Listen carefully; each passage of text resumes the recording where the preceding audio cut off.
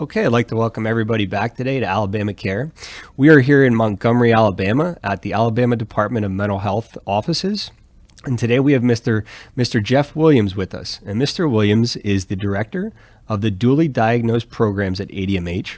And today we're going to be talking about dual diagnosis and mental health awareness.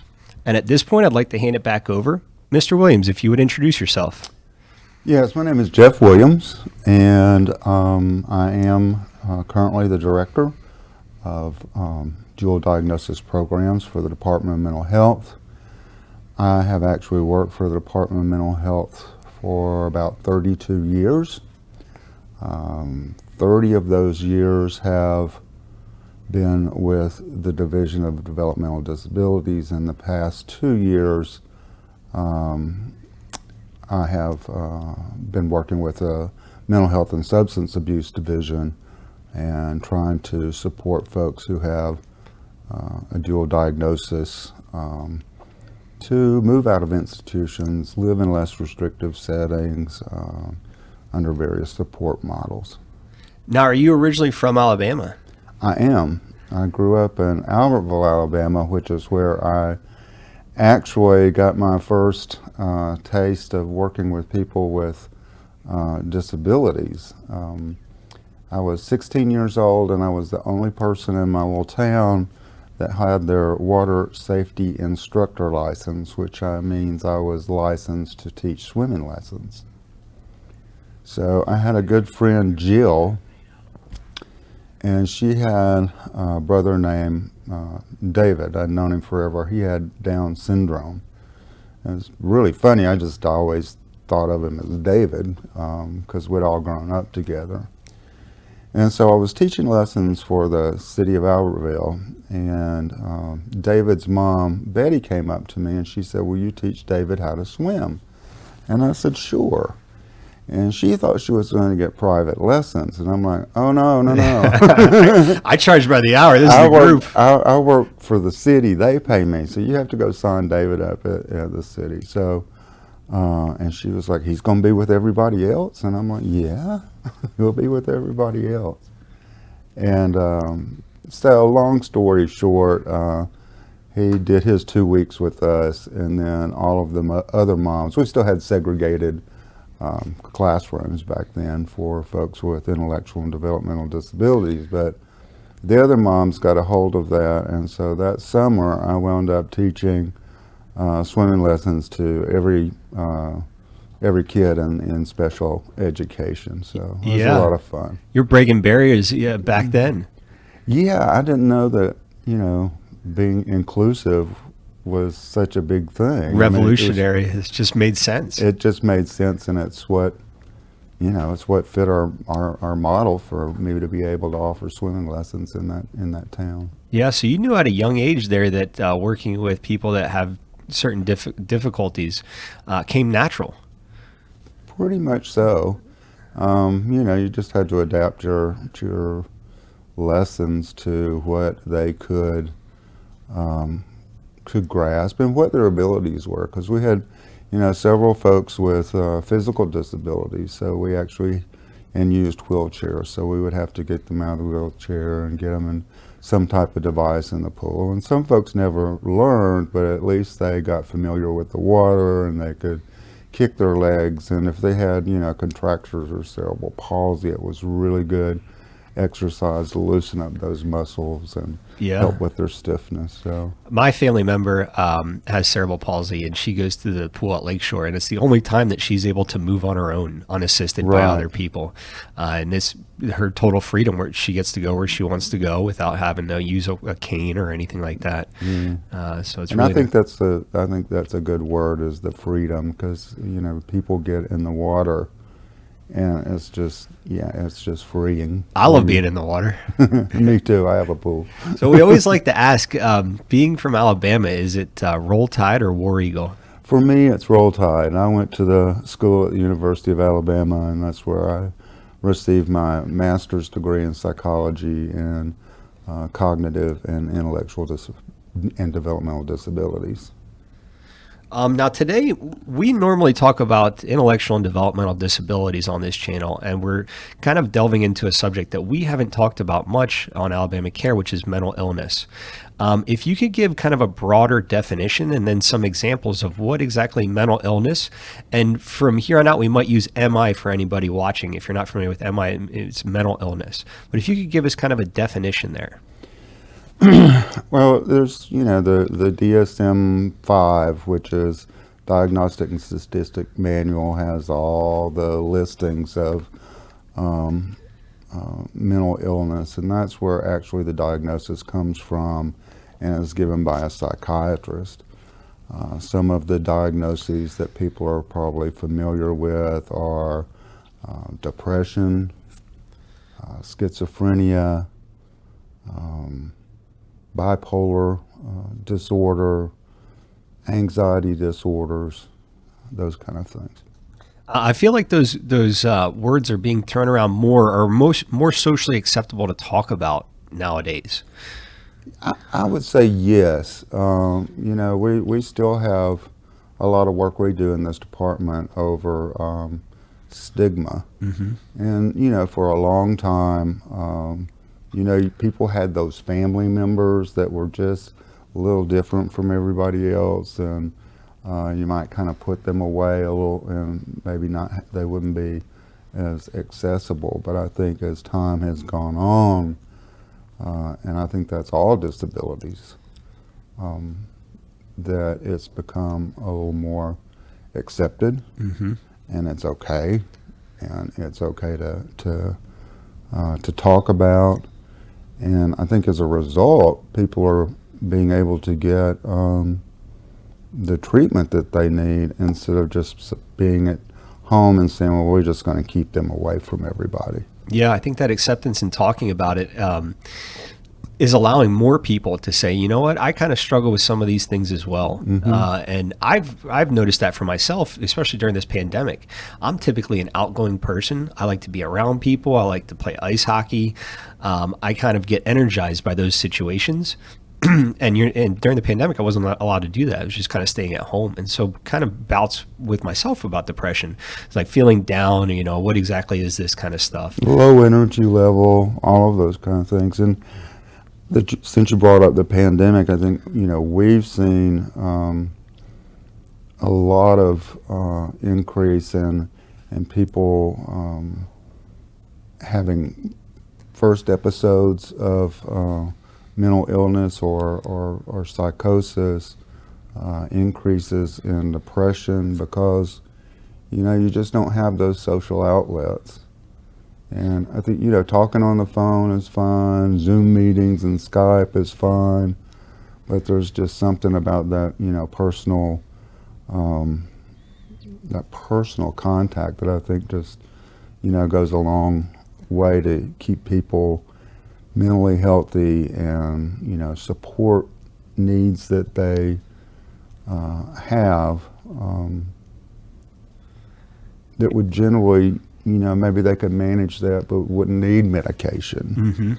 Mm-hmm. But now without those social supports available, then you see a lot more symptomatology. I think that speaks a lot to just how social we humans are and how encoded it is into our DNA. Is we kind of need these social support networks and support groups, to kind of go about that. And if you seclude yourself or you don't have that, like the Zooms just don't do it for me. Whenever we can, we love to do in-person broadcasts as opposed to like a Zoom.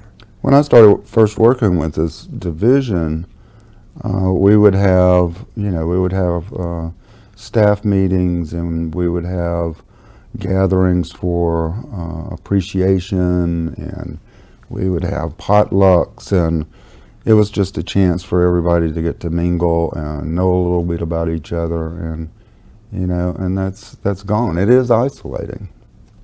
I was speaking with somebody who worked at ADRS, and they were like, around Halloween, we have this really big Halloween thing where everyone kind of exchanges, candies and gets all dressed up. And they were like, we're really missing that this year. We weren't able to do that last year. And it was such a big thing for them individually, and then also for the office in the community there.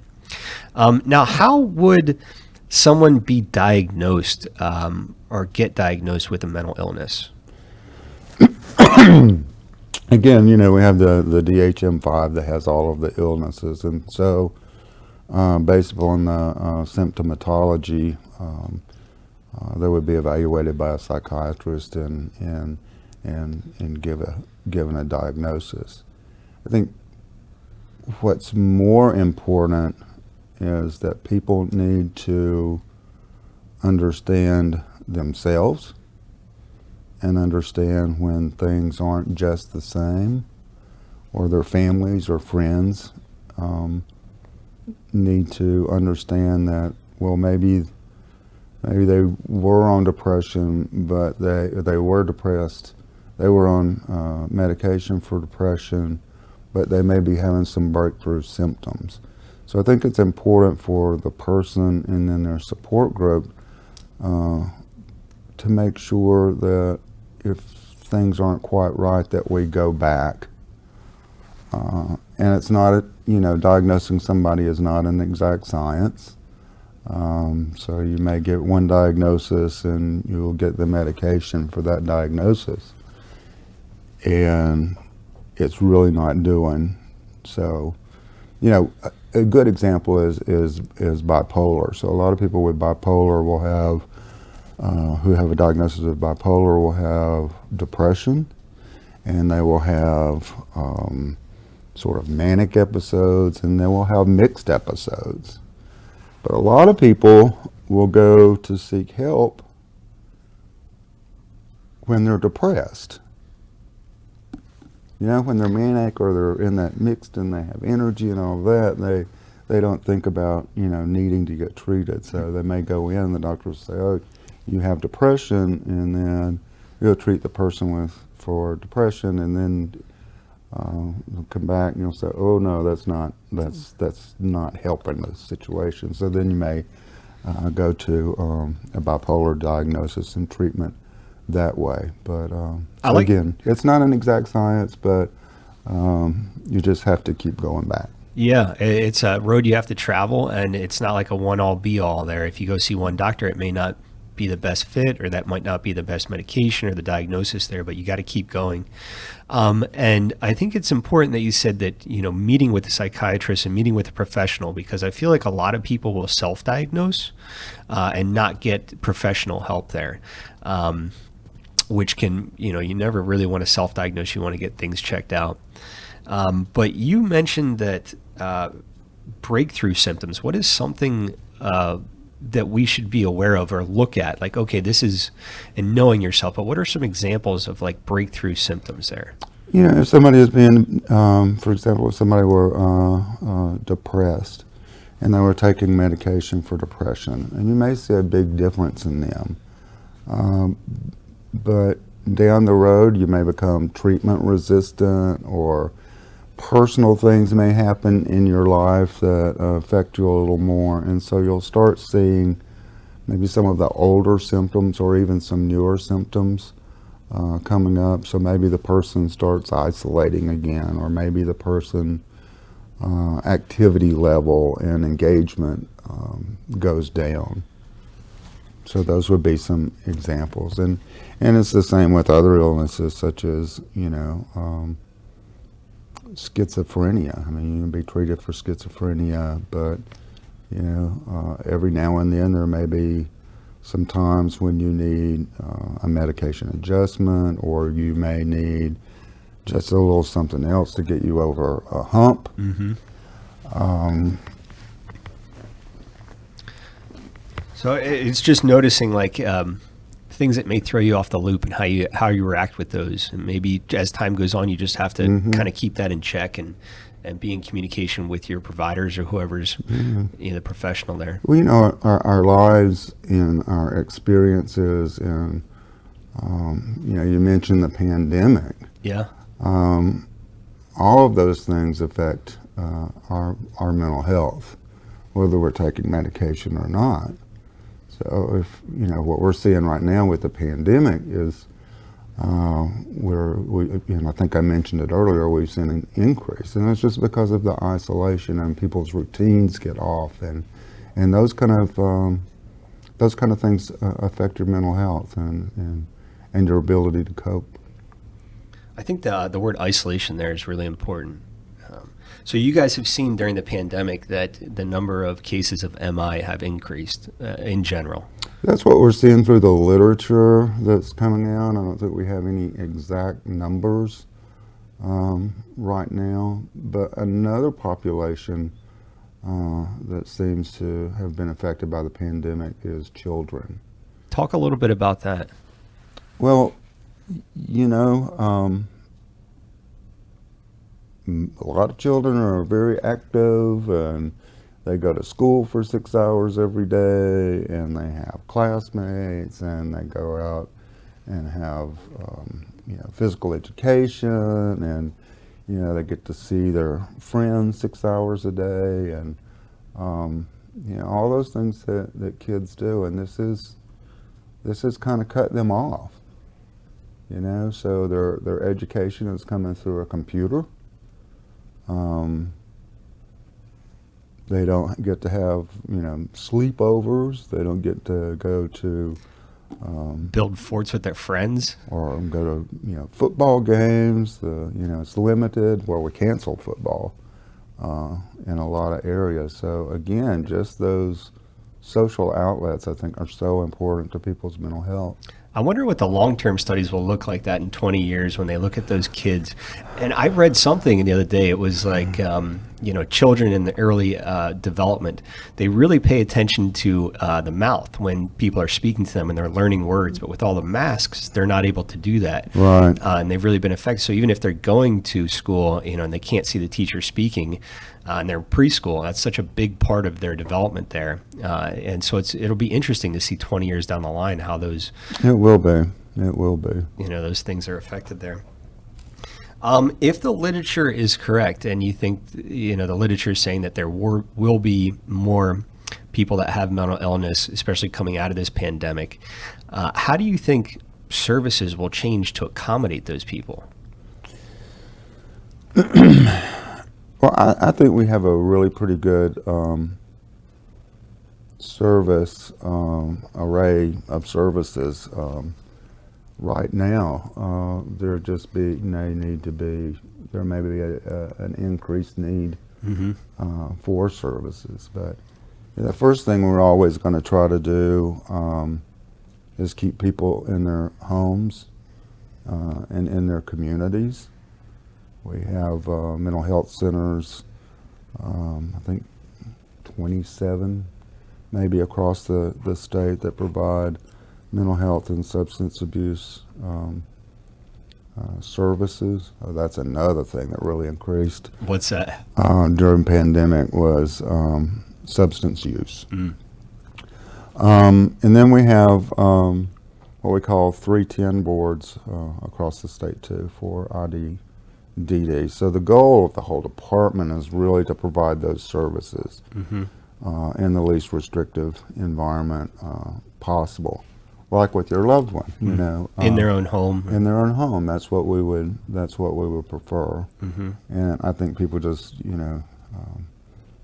do better that way. Of course, on the MISA side, we also have all kind of support groups that are available to people, and we also have prevention groups.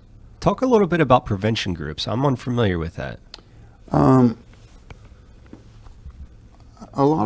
think a lot of, and I'm not the best person to speak on that either. We have like this whole prevention section to our division, but it has to do with really educating people and generally educating people early on. So going into school systems, providing folks with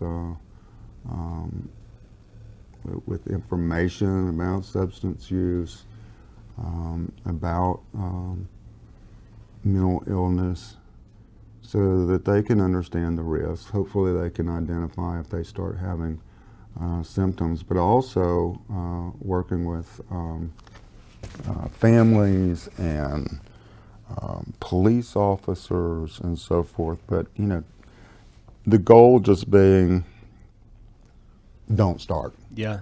But to be able to recognize that, I think, is crucial at a young age, because if you're feeling, different ways and you're not sure what's going on, you may turn to not the best solutions there. To be able to say, like, okay, I've identified this. Someone's told me that this is actually a natural thing that's occurring, and I can reach out for help on this. I don't have to rely on myself and my immediate surroundings for this. I think that's a really big thing, because if you come across something that you're unsure of, or if there's something new that you're experiencing, you want to reassurance that other people have gone through that as well. Well, and it becomes a vicious cycle too. We see that in mental illness. We see that in substance use. It's people will start taking their medication. They feel great. Medication has side effects. All medications do. I don't like this side effect. I'm doing great, so I'm not going to take my medication. And then we come back and we start having all of our symptoms, and then we start medication again.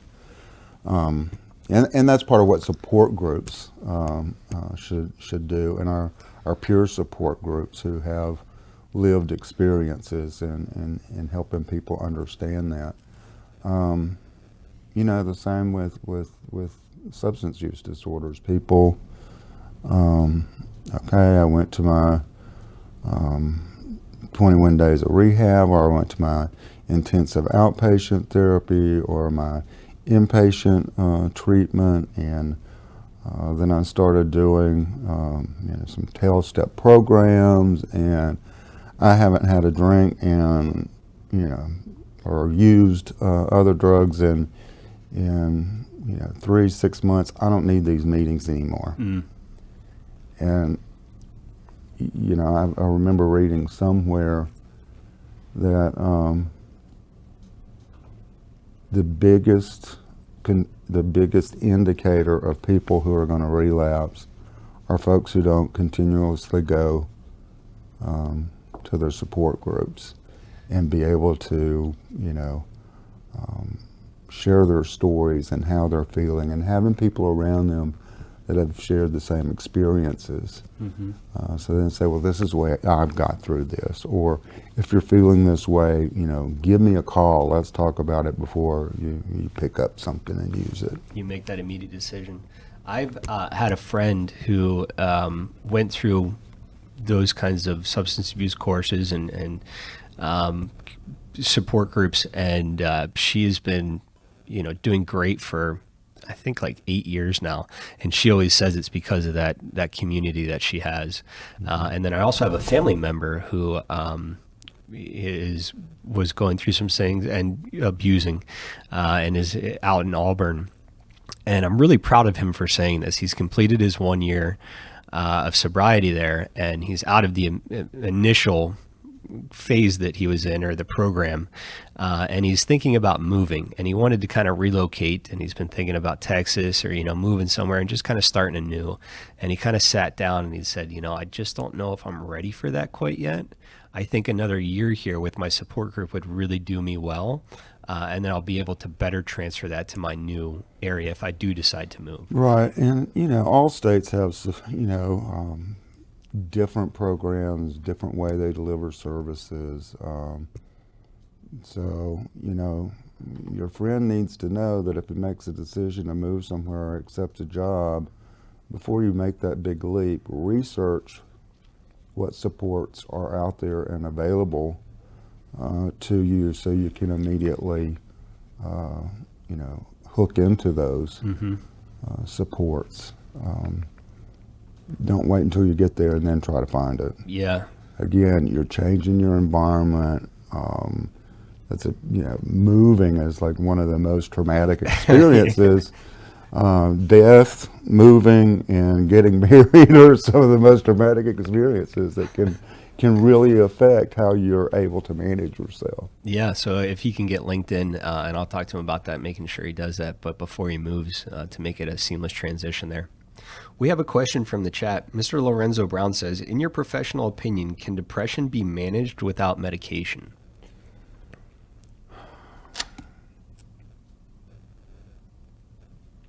I think it just depends on the person. I think There are certainly some people who, with the right supports and the right encouragement, can manage their symptoms without medications, but they need to understand what it is in their life that's causing the depression. How do I make these life changes so that I don't have these triggers for depression? And I think we've all felt sad or depressed at some time, but you know, we made changes or we got better over time.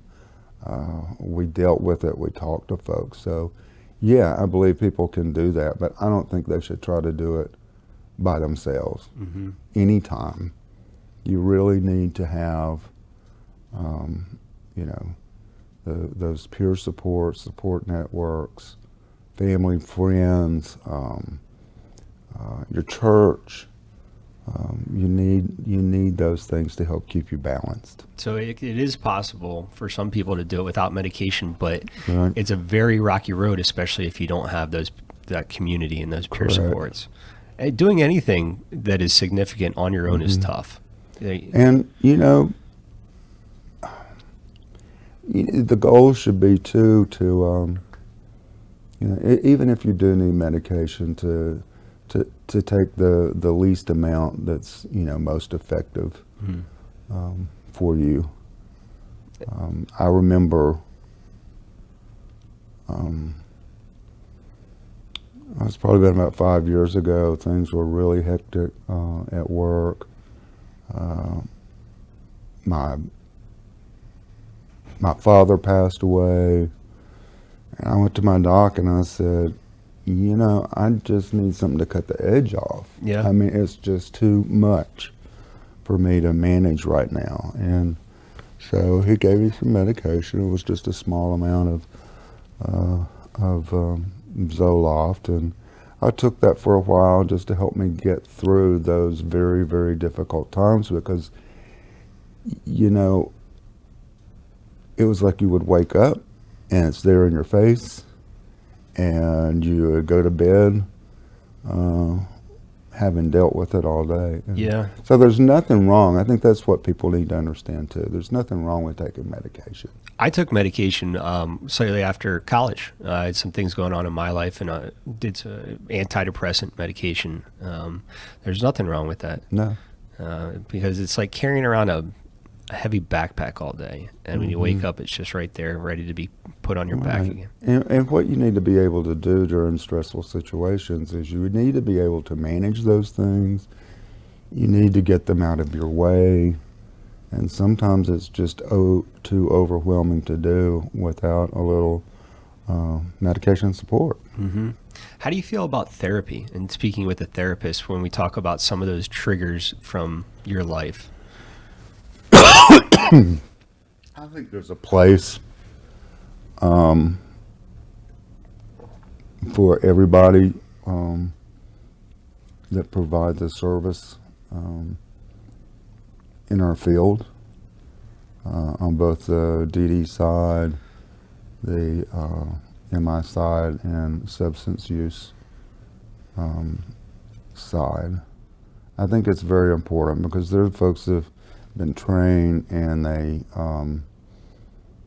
you know, they're the ones who can hopefully get the ball rolling for you and help you start understanding, you know, what you're doing, why you're doing, how you can make changes, and how to work on your recovery.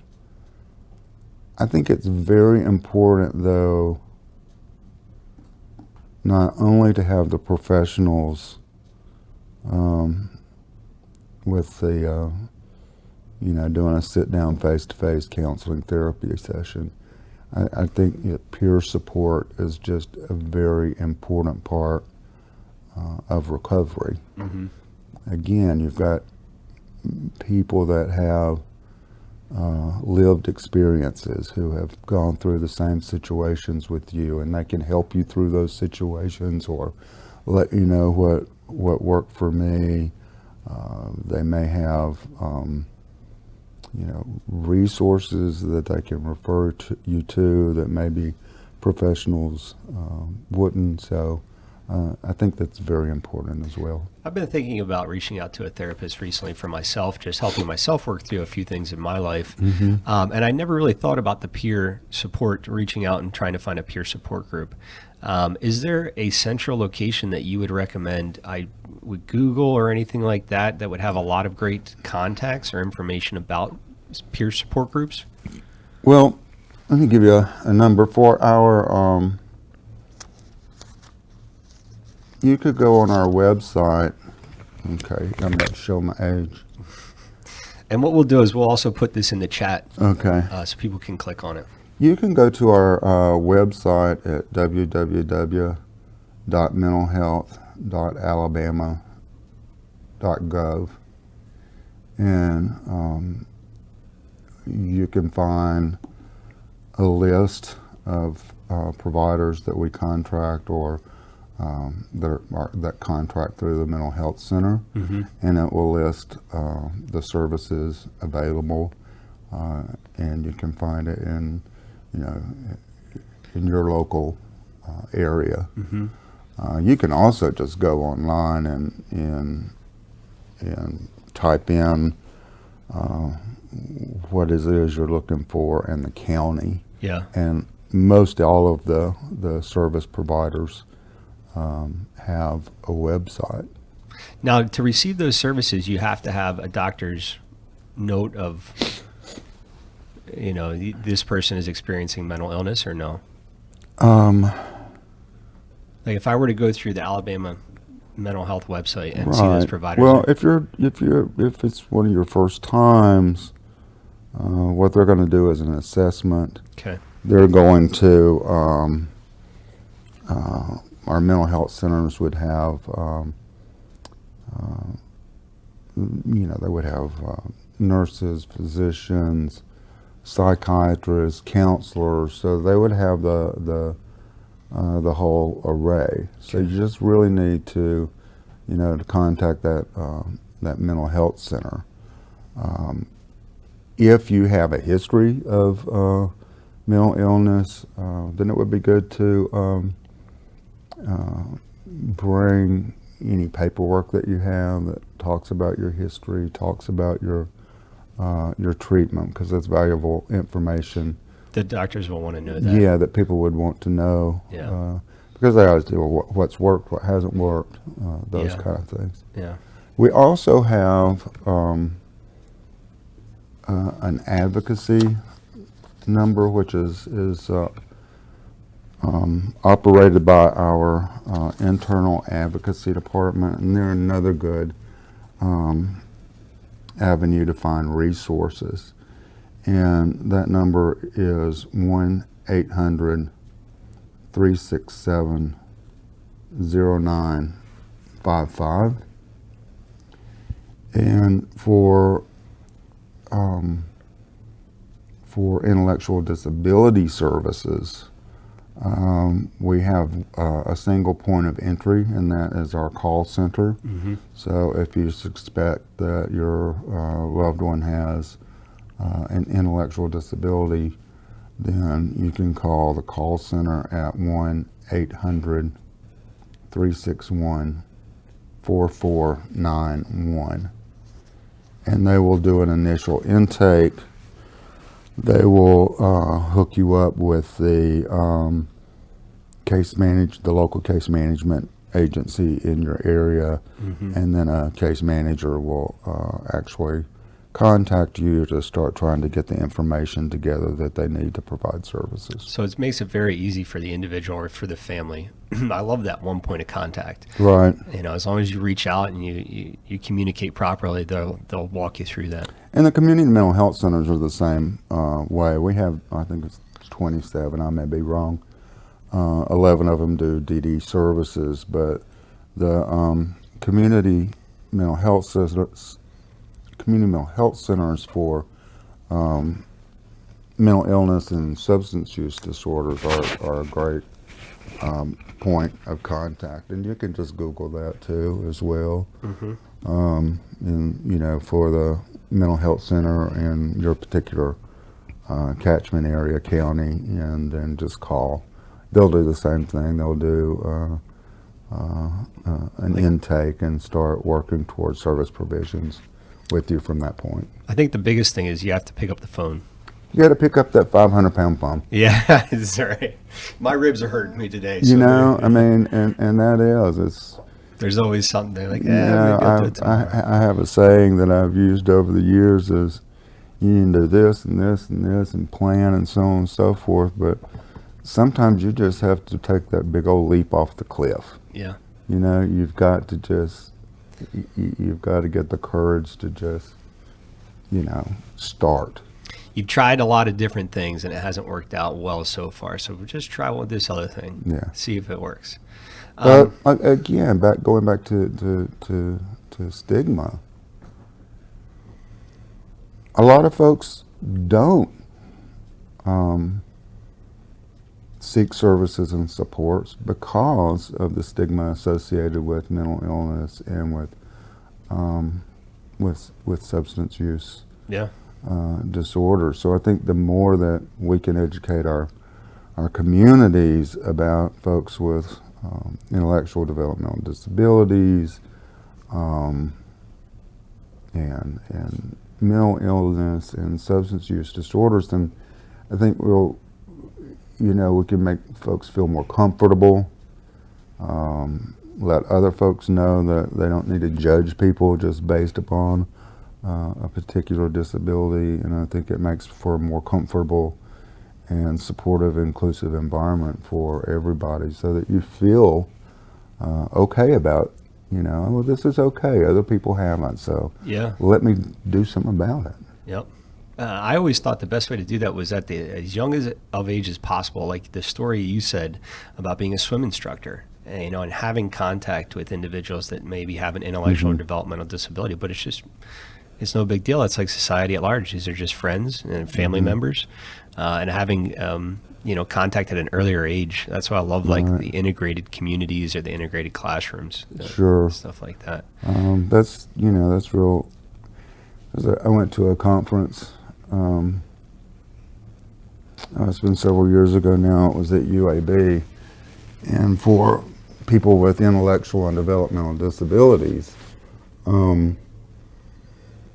It was called secondary conditions. A secondary condition, for example, is like somebody who has Down syndrome. They're more likely to have cardiac issues, and they're more likely to develop dementia and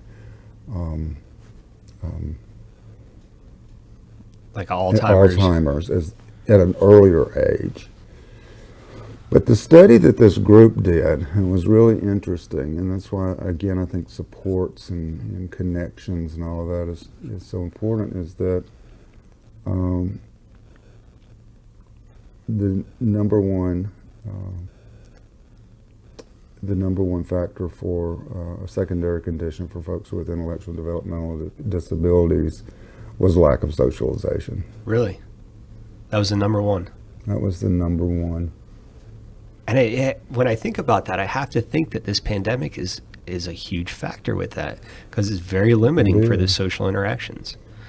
So, I mean, if you're in school and you have an intellectual developmental disability, and you're in inclusive classrooms, you're much more likely to meet new people, develop friendships, those kind of things, than if you're at home, or you're going to homeschool, or you're sitting in a special education class, and the opportunities just aren't as big for you if you're not part of the public at large. Yeah, And even outside of the classroom, get involved in some community activities, Absolutely. stuff like that. I would like to acknowledge, Chad, a few things here, and then I would like to ask more about how MI intersects with IDDD. But first, I'd like to read chat.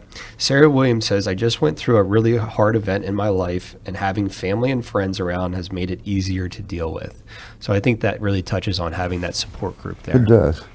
Lorenzo Brown, who asked the question about can depression be managed without medication, says, I applaud you as a professional sharing your struggles.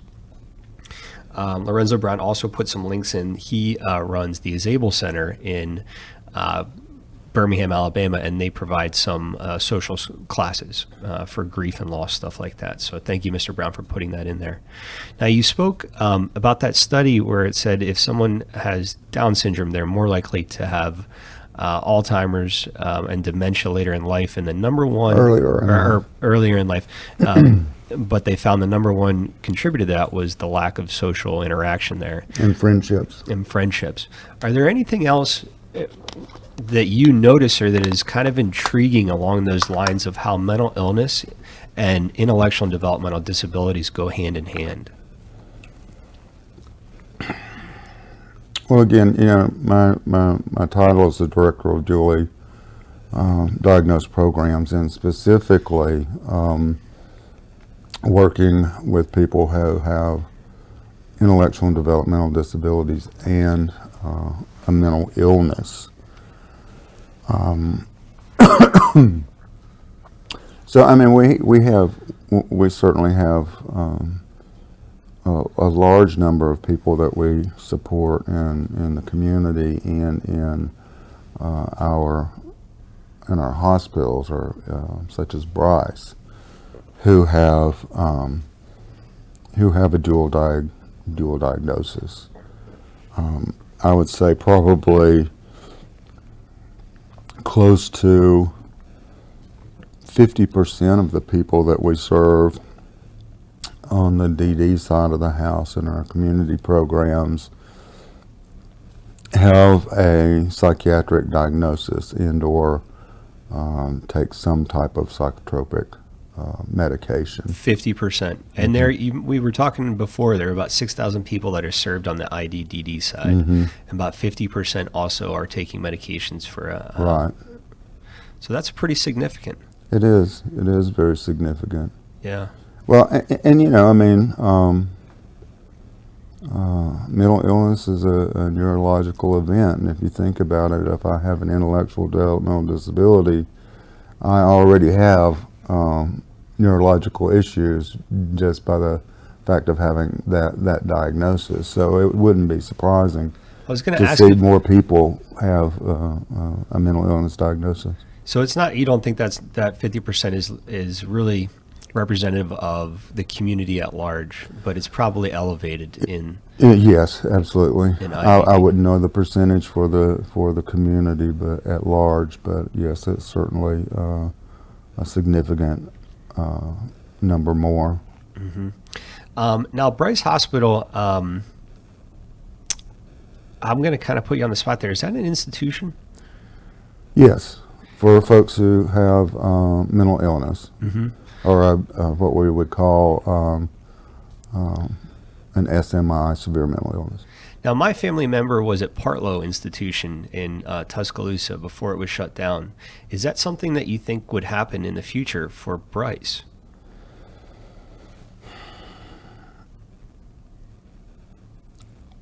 I don't know. I can just say that really our push is for, Bryce Hospital is designed for people who have very intense mental illness needs, and that's one of the most restrictive programs that we have. So our goal is always to keep people out of Bryce, have those services and supports provided in the community. And if they do have to go to Bryce, we looked to do what we can to get them stabilized so that they can go back to less restrictive supports in the community. So it's kind of transition phase there. Right. Let's get everything under control for this individual and then help them transition back into the community, Correct. their own home. And what I do with Bryce is that we also have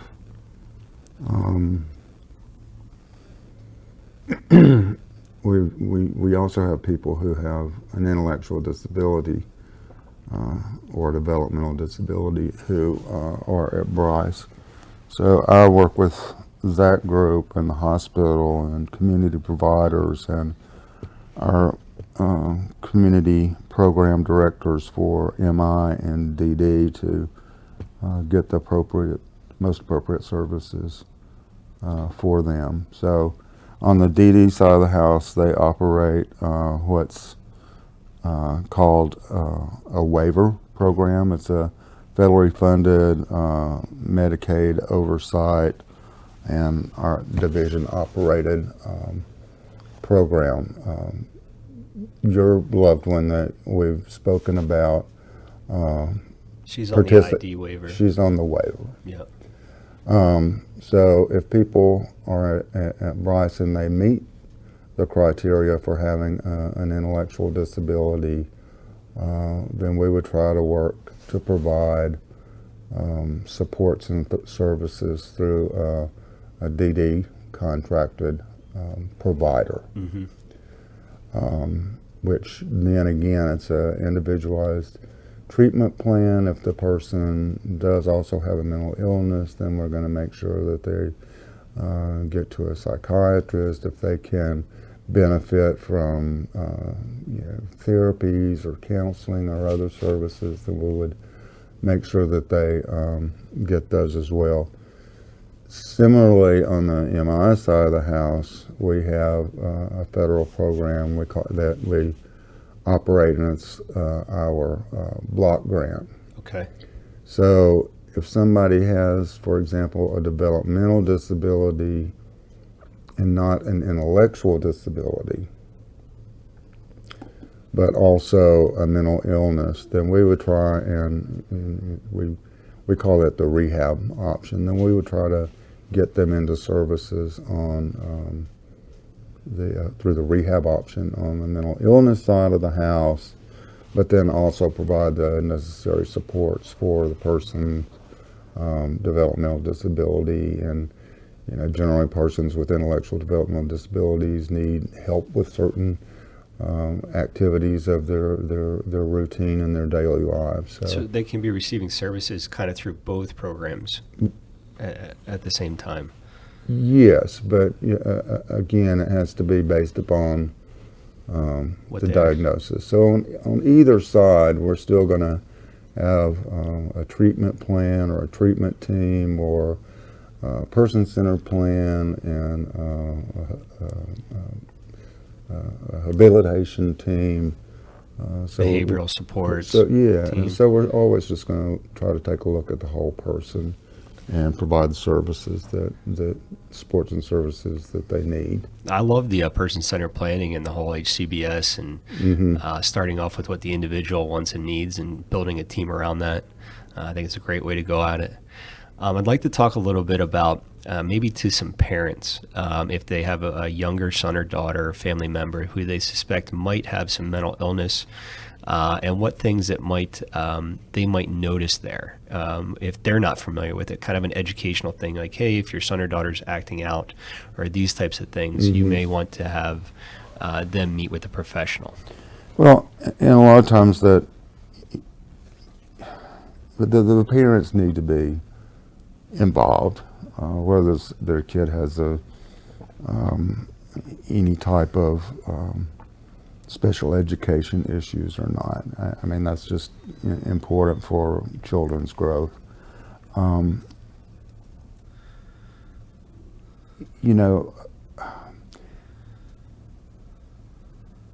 are there things that are common across both settings, the home setting and the school setting? So, generally if a child has, for example, oppositional defiant disorder, meaning they're just really, I'm not going to do this, I'm not going to do that, and it's just across all settings, then that may be an indicator that the person needs. A little bit more assistance there. Yeah, needs some assistance. Autism spectrum disorder is another one. I remember ADHD is another one, and so generally families working with schools is the best way to go. And schools have, you know, they have special educators. They have people that can help and assist with evaluation and so forth, and getting the treatment that you need. But you know, I just think we need to understand too that everything that a child does sometimes is just part of being a child. Part of being a kid. So, you know, I used to give this example when I would do some teaching with new employees, is grocery stores are horrible for kids, and especially when you get to the checkout line. Because the candy? Because all you got is candy, candy, candy. And, you know, I can't tell you how many times I've seen, you know, no, you can't have it, no, you can't have it, no, you can't have it. Kid falls down, screaming, crying, kicking, and all that good stuff. Parent gets embarrassed, finally breaks down and gives it, and of course, what have you taught the kid? And so, but that's like a specific setting, whatever. That's something more you could deal with from a behavioral approach, not a diagnosis. That person probably doesn't have opposition. I feel like every kid going through that aisle is going to pick up. My loved one who is older, she does the same thing. Yeah. Yeah. So she wants that. Well, and you know, I probably do too. Don't need it, I but nobody tells me no, and you can't have it. it. Too many times. I give in too many times. And the same with like ADHD. I mean, if you would expect that you would see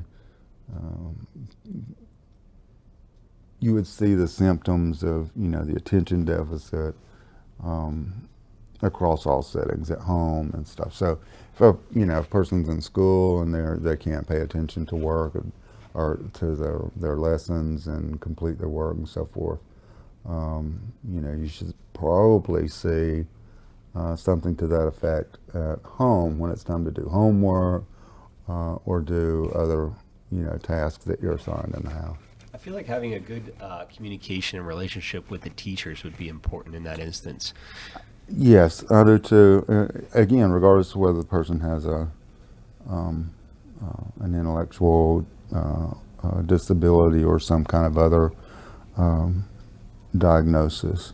So even if they don't, I mean, your teacher spends, you know, 6 hours a day with your child, so they're also a good barometer in terms of, is something going on, is something wrong.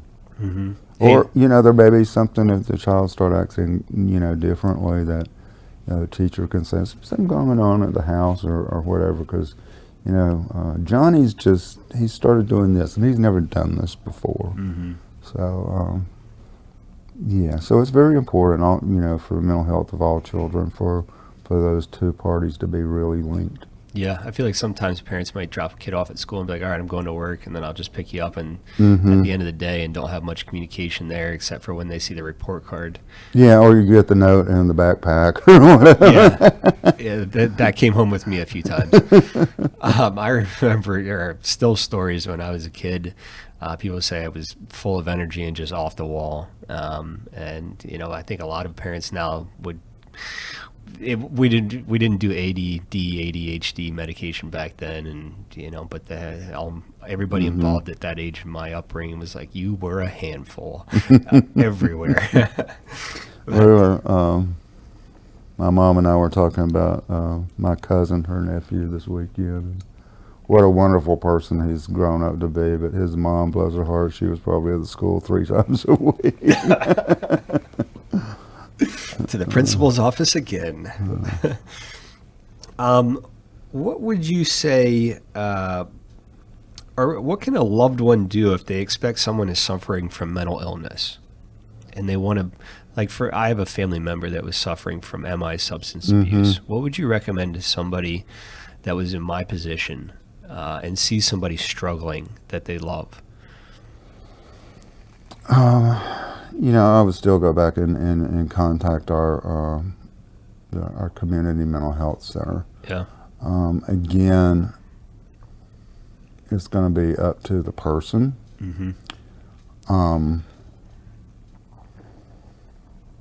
You can encourage the person and so forth, but you can't make them.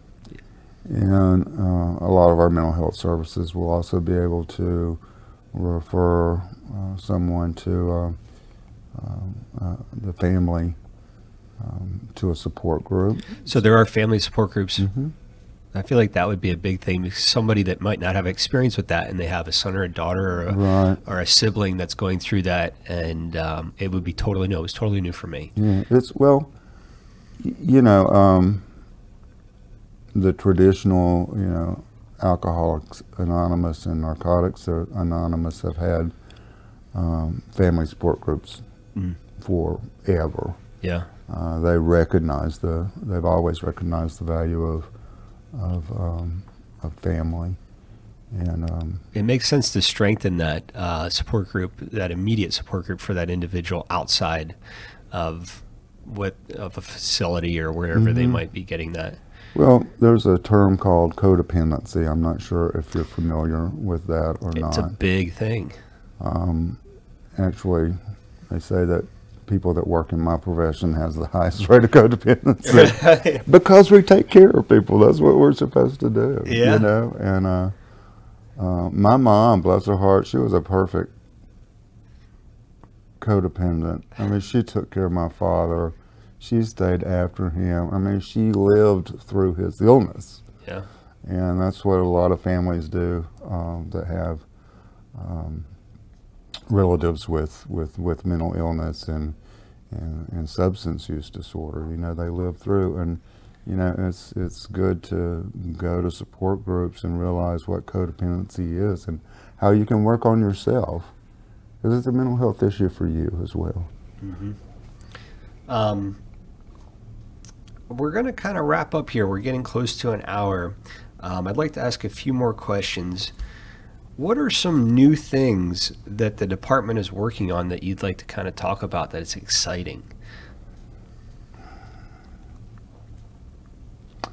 I think we're always trying to do new and different things. I think our emphasis on peer support has been a very great initiative. We had, and I think a lot of states had a class action lawsuit called EPSDT lawsuit. Please don't ask me to say those words. We're doing a broadcast actually in early June, I think, or late May, with Nancy Anderson at ADAP that is going to be going over that. Within that, you have peer supports for families. So it's just if you're involved with EPSDT, then you're automatically going to be eligible for those supports. We have children's peer supports, and we have another layer of peer support. So that's been something that's, I think, really been at the forefront in the country, and I think we're groundbreaking and doing a really good job in that area. Again, just having people around you and available that have that lived experience is just invaluable for recovery. And I feel like if you're doing something new, I always want to reach out to somebody that's been there and done it. Like if I have a new venture going on or I want to try something, always reach out to somebody that's done it before and enroll them in my experience, because they have unlimited knowledge about what's going on there. Sure. And I'm kind of summarizing a lot of what we're talking about, but it seems like the first thing is really to pick up the phone. First thing, not to have a stigma about it, awareness. And then you have to be able to talk about it. And then you have to be able to get a great group of people around you and your family for that long-term success. I think those are some very key factors. Yeah. Those people who can encourage you to continue with your treatment, encourage you to go to your appointments and your therapy sessions, and all of those things. Can I give you a ride? We all know that transportation is just a huge problem. It needs an overhaul for sure. It does. So, just providing those kind of things. And if you think about it, we do that with our friends. Mm-hmm. You've got people that you can pick up the phone and say, hey, can we talk? Hey, can you help me with this? Hey, can you take me out? My car is acting up. Can you meet me at the, we do that all the time. It's just that it's hard for, again, going back to the stigma, it's hard for people to understand that someone with mental illness or substance use disorder also needs that same level of support. Yeah. And respect. Mm-hmm. And treated with dignity. I think we're making a lot of great progress with it, especially in the last 40, 50 years. I think it's a great thing. I think it's becoming more mainstream. I think if people were to sit down, I think a lot of people, 95, maybe 100% of people could say at some point in their life they've had a bout of depression or something like that. It's a natural human thing. And I think our move from institutional care to community care has really helped that. Yeah, very similar to having inclusive. You're present. You're in your community. You're not locked away somewhere. Exactly. Was there anything that we haven't talked about that you think an individual or a family member could really benefit from hearing?